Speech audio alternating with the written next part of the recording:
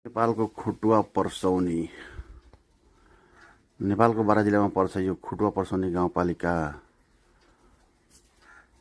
पर्सौनी गाउँपालिकाको नामले चिनिन्छ, तर यो बजारको नाम हो खुटुवा पर्सौनी चौक। यहाँ घण्टाघर पनि छ अगाडि। हिजो बेलुकातिर गएको थियो उता काम परेर, अनि देखेको भिडियो बनायो।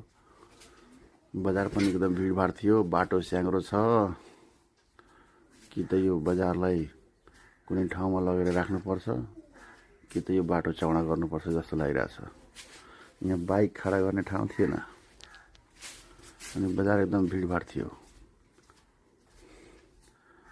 यहाँ कलैयाबाट बिरगञ्ज पुग्ने पक्की रोड आइसक्यो।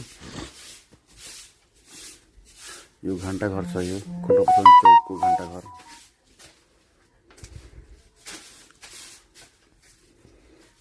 यता मेरो साथी बाइक लिएर उभिनु भएको छ बाटोमा, मेरै बाइक हो।